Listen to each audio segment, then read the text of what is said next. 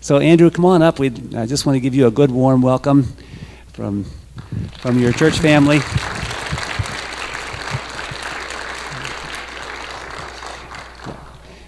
God bless you. Thanks. I always have like this secret fear when I put the microphone on that it's going to switch on in the middle of singing and everyone's going to hear me. Y'all are going to have to try and exorcise the demon that's making the noises that come out of my mouth. Oh, okay, I'm here. I'm here today. Oh my gosh. I've realized I have a very unhealthy pattern in my life. Every time I preach a sermon, I never get more than 4 hours of sleep the night before, and it's really unhealthy. So, my sermon today, I thought really, because we're in the new year, and what the epitome of New Year's is New Year's resolutions. The idea that I'm going to look forward to the next year, and I'm going to plan out what I'm going to do, how I'm going to change, how this year is going to be different, how I'm going to be great, and by week 2, all of them have failed. So I decided to name this sermon, When Things Don't Go According to Plan. It says in Proverbs 19:21, "Many are the plans in the mind of man, but it's the purpose of the Lord that will stand." I often find myself very thankful that God doesn't take my plans into account, because they change about every other day. And because of that, if I was in charge of my own life, I don't know where I would end up. It would be a mess. See, something that's interesting that I find is I'm a huge fan of the Olympics. I know it's not like an Olympics year, but this all ties together eventually, I promise. I love the Olympics. I love them. And one of the most interesting events to watch is the gymnast. And honestly, I'm not the biggest gymnastics fan. That might be horrible, but I love watching it to see them fall when they mess up, because it's just hilarious. It's really funny. And one thing that you notice that every single gymnast does is no matter what happens, they always stick the landing. Like they could be, they're rolling on the ground. It's all over the place, and then I mean, if you tune into the last second of any gymnast routine, you couldn't tell if they did well or if they did horribly, because they always have that perfect form. And I just think that's interesting. And no matter what the plan was originally, they always end up in the same spot. Those who do well and those who do bad. We'll come back to that a little bit later. A couple weeks ago, on New Year's, we always set off fireworks at my aunt's house, and it's the best. My dad is usually in charge of it, and my dad is so good at fireworks. I don't understand. He's so good at them. If you've ever been to the Southwicks on the 4th of July, my dad does them every year.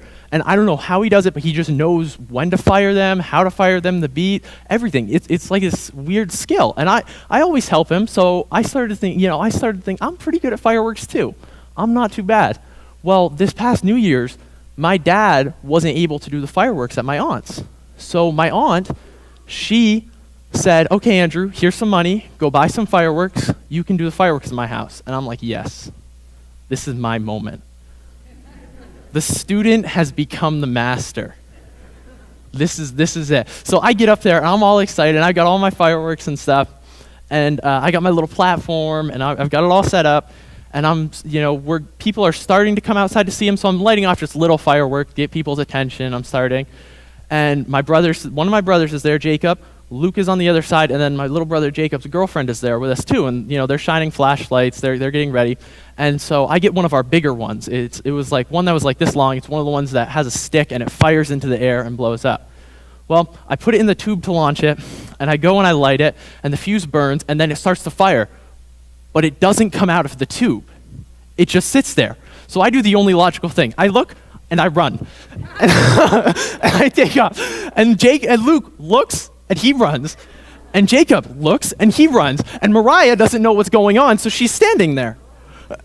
And then instantly, all of a sudden, she realizes, I'm alone, and turns around and starts running, and next thing you know, boom, 30 feet covered with sparks and fire, because this thing did not come out of the tube. So needless to say, it was not off to a good start. As this whole fiasco continued, things just kept going wrong. Our fireworks weren't launching because I apparently I didn't learn my lesson from that one. I'm like, here, I'm going to try this one again. I'll do another one. And I put it in the tube, launch it. It goes into the woods, hits a wood pile. Things are almost burning. I'm almost burning down woods at this point. And it just keeps getting worse. It keeps getting worse. I just could not, thankfully no one was maimed or killed, but pretty much everything that could have gone wrong up until that point went wrong. So it was horrible. And I had a very humbling firework experience and realized I still need my dad. I'm 20 years old, but I still need my dad. But this begs the question, what do we do when our plans literally blow up in our face? Is God in control when the fireworks aren't leaving the tube? If we go to Job 38:18, we see a man who really has to ask this question. I'll give you a little background on Job if you don't know the story. Job was a very righteous man of God. God was really proud of him. And on top of that, he was blessed. God blessed him in all of his life. He had a good house. He was very wealthy. He had a big family.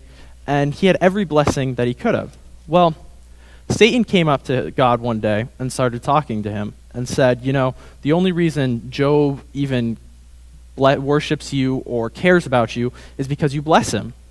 If you were to take away everything that he has, Job would curse your name. He would hate you. And God says, I'm going to say no. Job is a good guy, even if you took everything away. And Satan says, no, he would.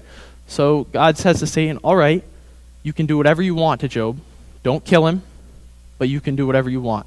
So Satan takes this and burns down Job's house, kills his family, kills all of his flocks, covers him in sores. He's sitting in filth. Dogs are licking his wounds. He's in a horrible situation. And his friends come up and they keep telling him, Job, you've clearly sinned in your life. You've messed up. You need to say you're sorry, and then God will forgive you and you won't be punished anymore. And Job is sitting there saying, I haven't done anything. I've been righteous. Why? I don't know. I'm telling you, I've been righteous. I don't understand why God is doing this to me. And he never curses God, but he continues to ask these questions of, why, God? Why are you doing this to me? Why is this happening? This doesn't make sense. It doesn't work. And eventually, God appears to him and starts talking, and that's where we're picking up. This is the moment. In Job chapter 38, I'm going to start at verse 16. God says this to Job. Have you journeyed to the springs of the sea or walked in the recesses of the deep? Have the gates of death been shown to you? Have you seen the gates of the shadow of death? Have you comprehended the vast expanses of the earth? Tell me if you know all this. What is the way to the abode of light? And where does darkness reside? Can you take them to their places? Do you know the paths of their dwellings? Surely you know, for you were already born. You've lived so many years. God's being a little sarcastic at this point, and I think at this moment God proves he is both the King of Kings and the King of Sass. Have you entered the storehouses of the snow, or seen the storehouses of hail, which I reserve for the times of trouble, for the days of war and battle? What is the way to the place where the lightning is dispersed, or the place where the east winds are scattered over the earth? Who cuts a channel for the torrents of rain and a path for the thunderstorm, to water and land where no man lives, a desert with no one in it, to satisfy the desolate wasteland and make it sprout for grass? And God continues to go on and list the things that Job clearly has no comprehension of. And I think this is a pivotal moment, because God is explaining to Job, there are things I do that you can't even comprehend. There are actions I take that are beyond the grasp of your human mind. It's sort of as if when you're making a puzzle, imagine one of the little puzzle pieces was sitting there and it looked up at you and said, this isn't where I belong. You're doing it wrong. And you just look at this little puzzle piece and you're like, no, this is where you're supposed to be. The puzzle piece says, no, I'm supposed to be over there. you're wrong. How do you tell the puzzle piece where it fits in the picture? How do you communicate to this little piece of cardboard that can't understand what the picture even looks like? How do you tell it, no, you have to stay here? See, that's what God is communicating to Job in this moment. He's saying, I know it hurts and you don't understand, but I see more than you. I see way more than you. I see more than you can imagine. See, one of the best examples in my life was my little sisters, their arms used to pop out of their sockets all the time. All the time. It got so bad, the doctors just got sick of my mom showing up, and they taught her how to put their arms back in the socket. They were done with it. And it used to happen so often. Well, when my little sisters, when it would happen to them, their arm would pop out of the socket, and they just wouldn't move it. They would leave it by their side. They wouldn't move it, because it's very painful to move. Well, I don't know if you've ever seen someone have their arm shoved back into their socket, but it's not pretty. They take the arm, they twist it, and then they push it on in. And that's a very painful experience. Well, my little sisters were like 1 and 2 when this was happening to them. And the mother, who had shown them only love, compassion, and caring in their life, was now taking their arm, twisting it in pain, and shoving it back in. How do you explain to a 1 and 2-year-old that this is for their own good?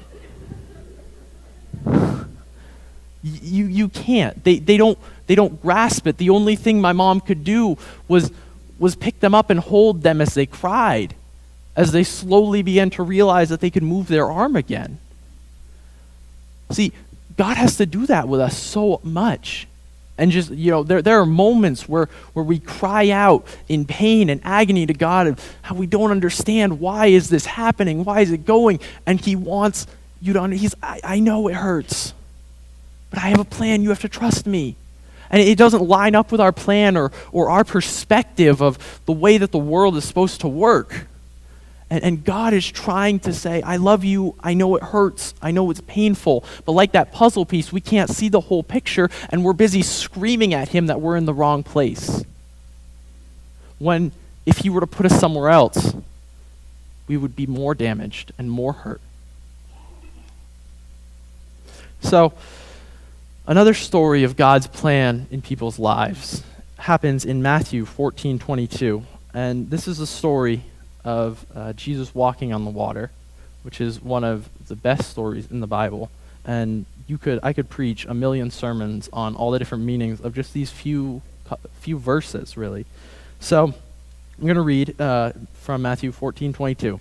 Immediately, Jesus made the disciples get into the boat and go on ahead of him to the other side, while he dismissed the crowd.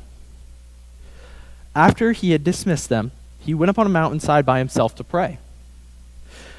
When the evening came, he was there alone, but the boat was already a considerable distance from land, buffeted by the waves because the wind was against it. During the 4th watch of the night, Jesus went to them, walking in the lake. When the disciples saw him walking in the lake, they were terrified. "It's a ghost," they said, and cried out in fear. But Jesus immediately said to them, "Take courage, it is I. Do not be afraid." "Lord, if it's you," Peter replied, "tell me to come to you on the water." "Come," he said. Peter got down out of the boat, walked in the water, and came towards Jesus. But when he saw the wind, he was afraid, began to sink, cried out, "Lord, save me." Immediately Jesus reached out his hand, caught him. "You have little faith," he said. "Why did you doubt?" And when they climbed into the boat, the wind died down. Then those who were in the boat worshiped him, saying, "Truly, you are the Son of God." When I was a kid, me and my little brother Jacob got into, we got into trouble. We got into trouble. That's it. And one of these times, I had been planning this. I'd been planning it for a couple days. I had this whole scheme in my mind. It was brilliant. We had a tree in our backyard, and it was a really big tree. And my mom's over there laughing because she already knows which story it is. So it's this really big tree, and I'd been planning it for days. And my mom had left the house, and she was gone. I was like, this is the moment. This is it. This is my time. I was thinking to myself one day, I was like, I would really love to be able to jump out of the tree and, like go around it and swing and stuff. And I realized I can do that. All I have to do is tie a rope to the tree, attach a life jacket, get in the life jacket, and jump out of the tree. It was brilliant. There was no way this could possibly go wrong. So I go, and Jacob and we go out there, and we set this thing up. And so I get it all set up. I get it on a branch up there, and I've got the life jacket tied, and I'm like, this is it. So I put the life jacket on, and I jump out of the tree, and I swing, and it works. It works. I swear to you, it worked so well. I was having so much fun, because I would swing around the tree, I'd jump off branches, and I'd jump off these two branches and go back and forth to each other. It was working. And then one time I thought to myself, what if I don't kick the other branch and just keep swinging? Well, when I jumped out, I swung over, and I just kept going, and then I came, and I just stopped, and I'm hanging there. And I started to look around and realize I can't move. I'm like shaking myself, and I'm stuck there. And this life jacket starts to all of a sudden creep up and slowly start to suffocate me. And I'm sitting there, so I do the only logical thing. I start screaming for my mom, who's not home. And so Jacob's like, Mom's not home. He's down under the tree freaking out. And I'm like, go get the phone. So he runs into the house and gets the phone. And this is pretty much how this conversation went with my mom. Andrew's in the tree, and he's choking. And what? Yeah, he can't breathe. You should come home.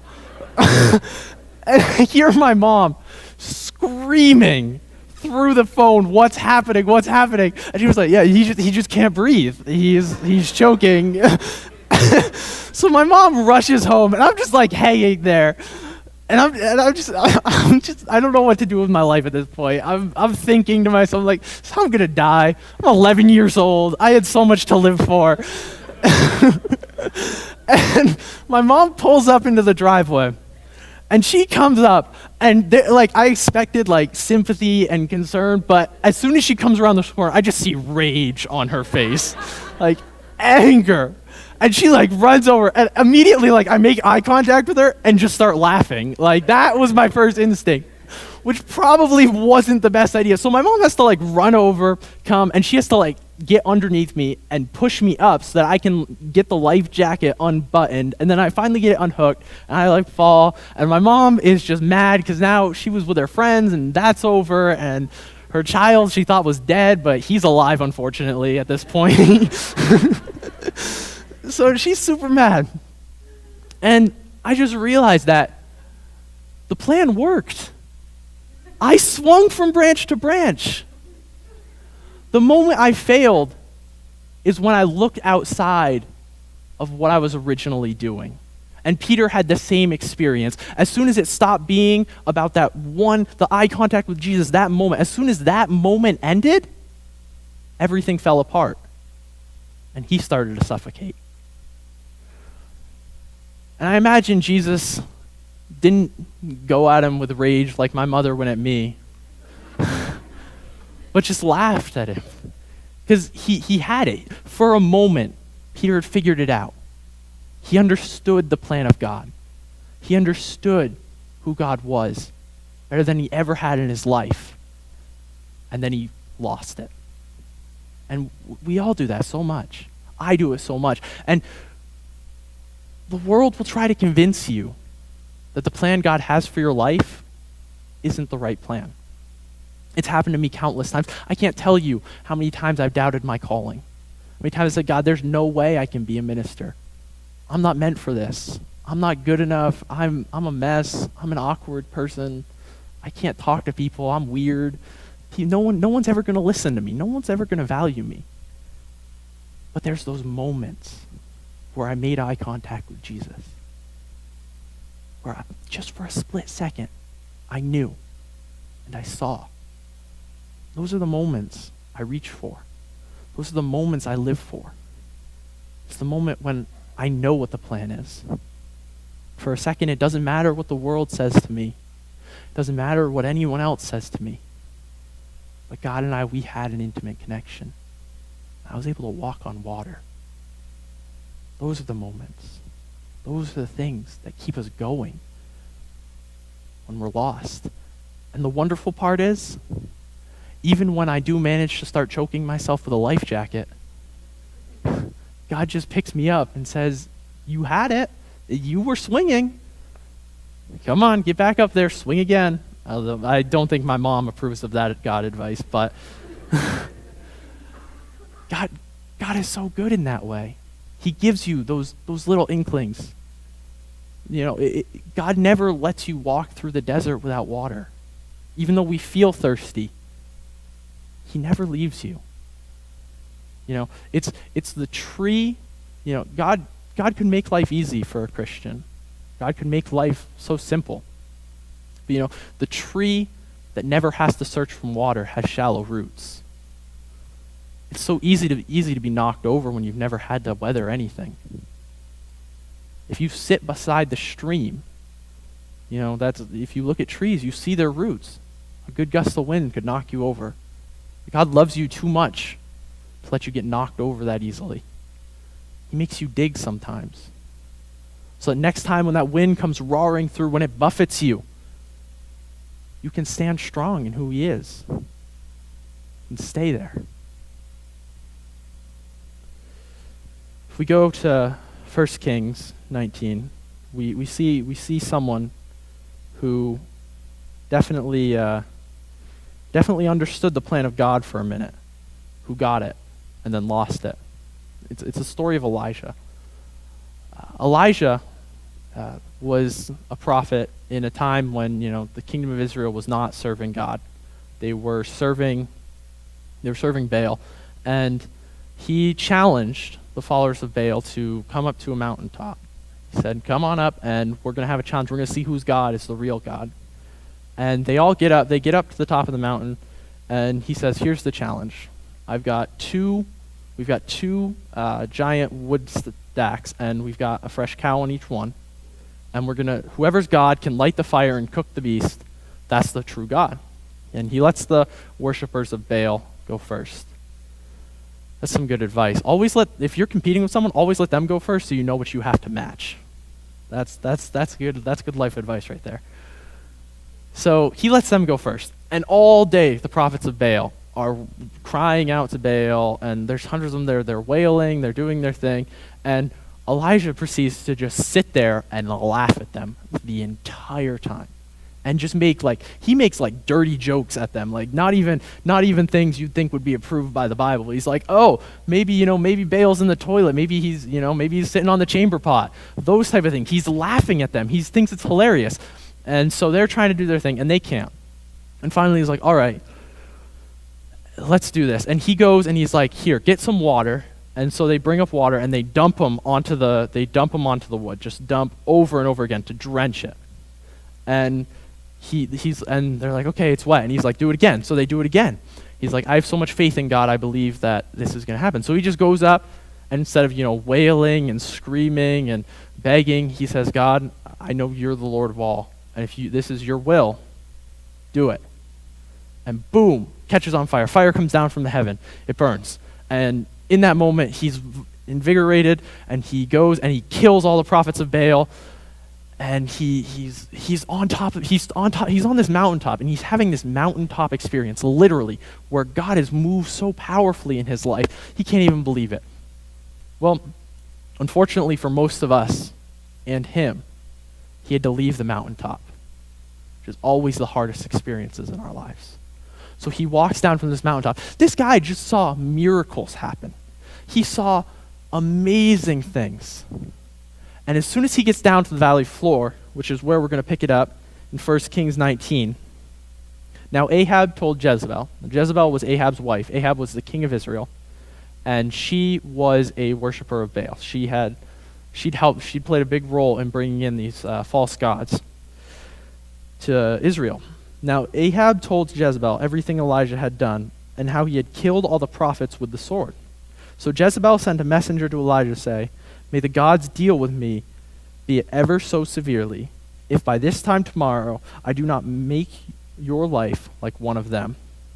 Elijah was afraid and ran for his life. When he came to Beersheba in Judah, he left his servant there, while he himself went a day's journey into the desert.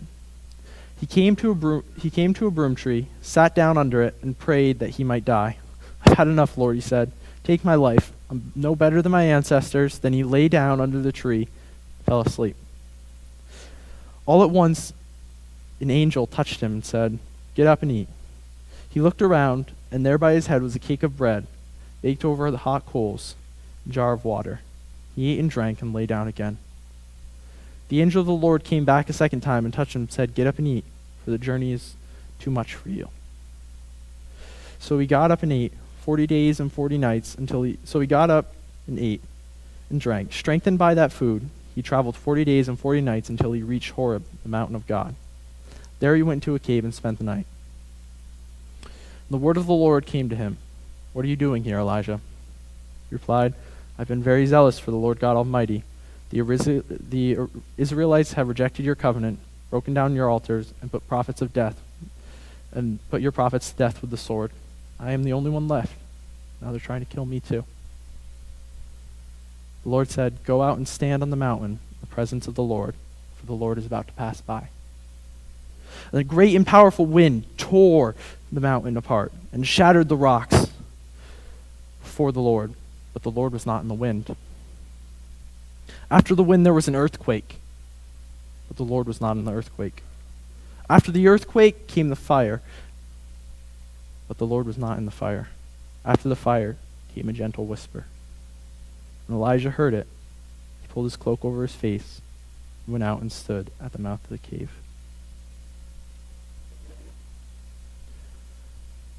Here's a man who just witnessed miracles, running for his life from a single woman who doesn't have any real power.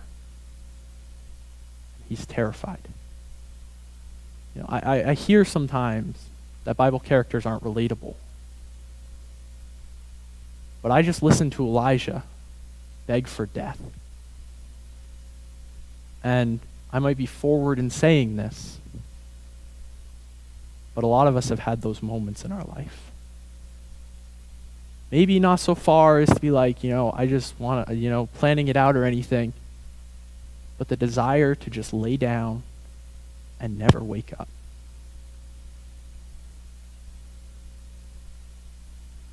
This man had just watched God move in his life, and not a day later, he was begging for that. It's a hard story to read, but unfortunately, it's all too relatable for most of us.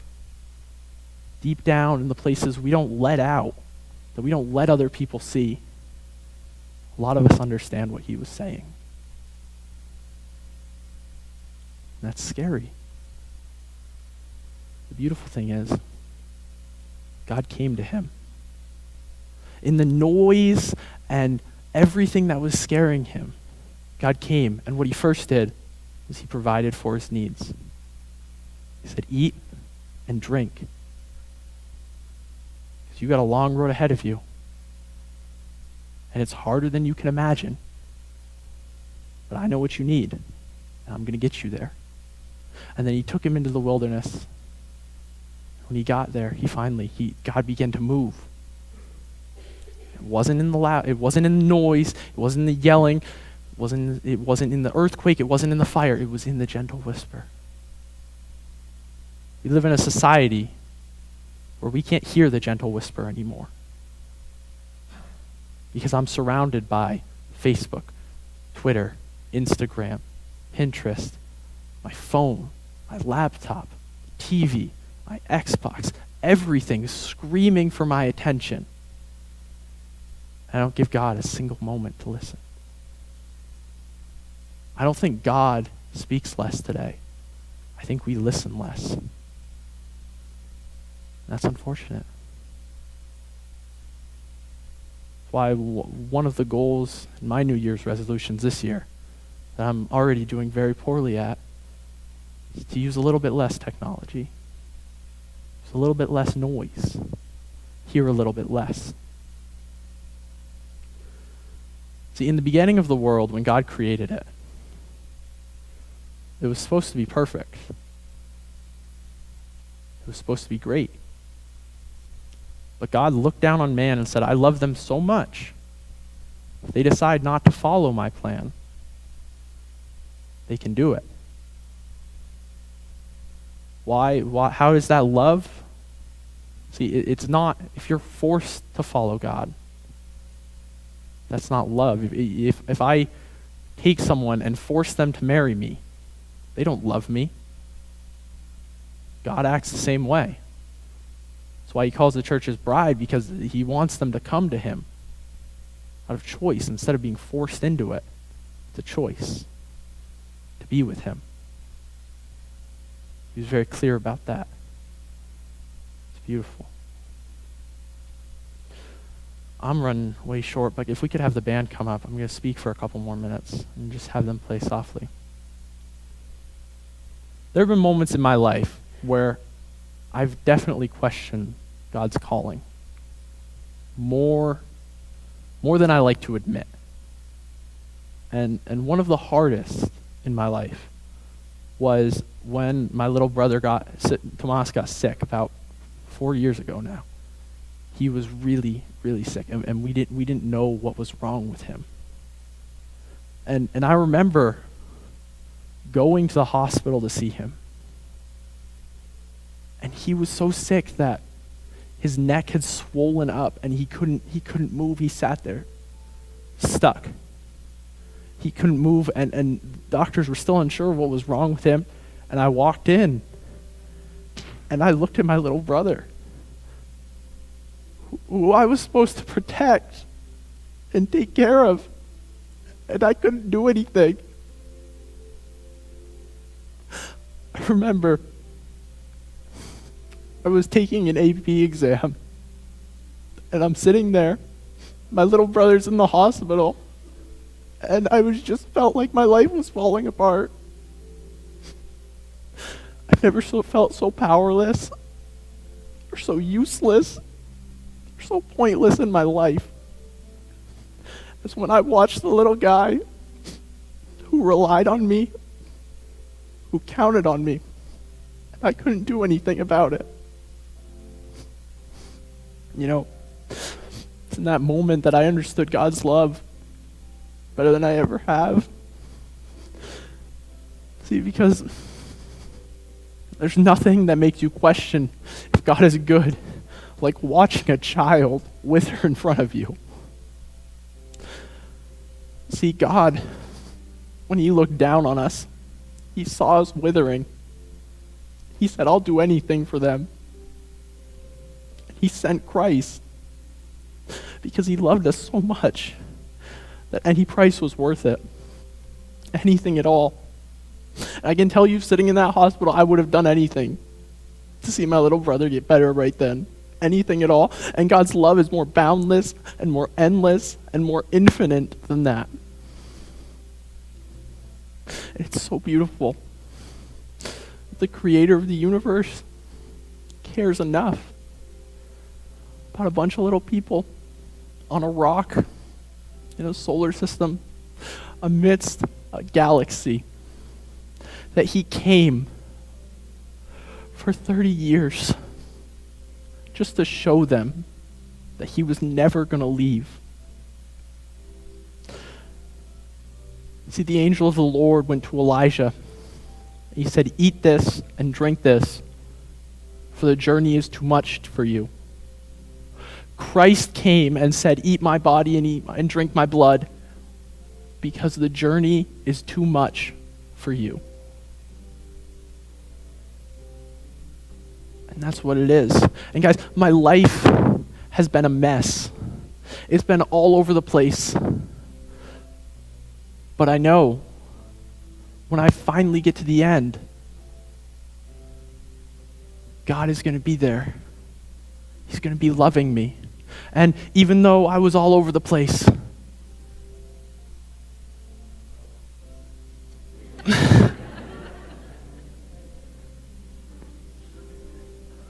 you know, every time I give a sermon, I never know how long it's actually going to be because I'm all over the place. And I'm done a little early today. But you know what? It gives you more time to sit here Think about God's love for you. And I would implore you, if you think to yourself, I need a little bit of that. My life's a mess. I haven't got to sticking the landing yet. I'm still in the middle of a fall. This is a moment to get up. To get up and do something. To ask God to come into your life and be something greater than you could ever imagine. To forget your plans, because your plans, like a firework that doesn't come out of the tube, is going to blow up in your face. And ask a God who's infinitely more knowledgeable. I get it, God. Say, I get it. I'm a puzzle piece. I don't get the whole picture. I don't understand. But I'm going to trust you, because you know more than I can imagine. If you're feeling that, I'd ask you today, give yourself to Christ.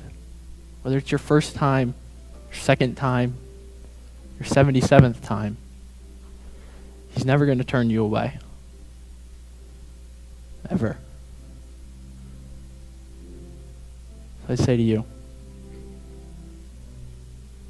reach for His love. Reach for His glory. Because it'll blow your mind and it'll blow you out of the water. You're going to get out a little bit early today. You know, usually when I preach, that's a gift I tend to give. But I hope even though I didn't say a lot, it meant a lot. Because I don't want to be a preacher who preaches for 15 minutes and talks for 45. I'd rather be a preacher who preaches for 15, and that's it. The Church of the Rock, thank you so much for having me today. I'm a mess. You're a mess. We're all messes. It's okay. But you know, we can all stick that landing.